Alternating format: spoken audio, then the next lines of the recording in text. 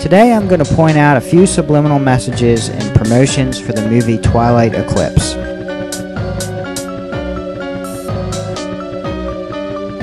After studying those two posters, I decided to go to the website for more insight. Quickly I noticed this overlay of both posters that is the website's background. I know I did not see this skull in the same place on the movie poster.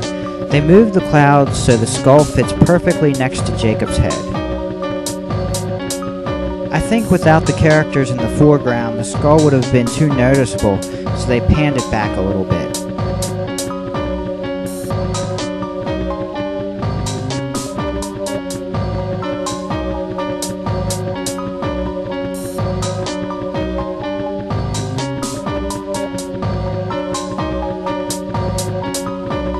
Again, this time the website.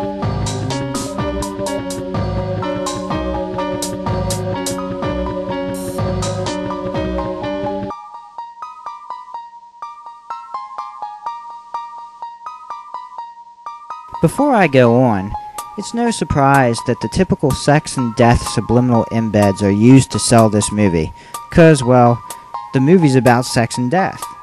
If you wonder why the corporation uses subliminal sex and death to pry our money from us, you should also wonder why you are drawn to this type of media. Because it sells. Let's now look at Jacob's shirt. I have toned down the color so this is easier to see.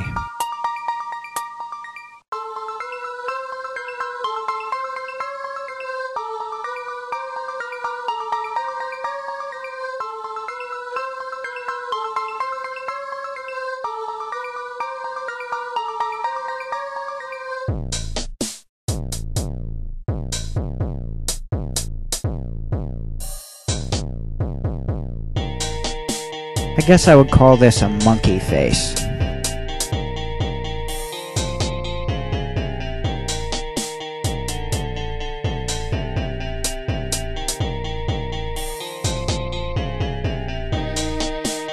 We also have a snake, possibly fashioned after the famous snake-eating tail occultic symbol.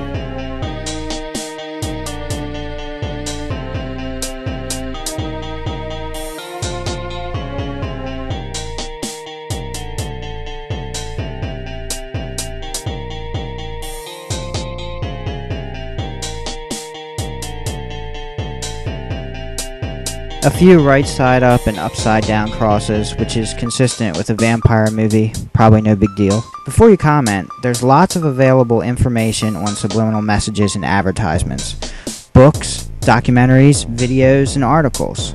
Is this one person's ink blot-like delusions? No, I have mountains of proof, including subliminal messages that are in your face, hidden in plain sight. Is this just my obsession with sex and death manifesting? Not at all. Definitely no more than the norm. I try my best to not let fear have much control at all.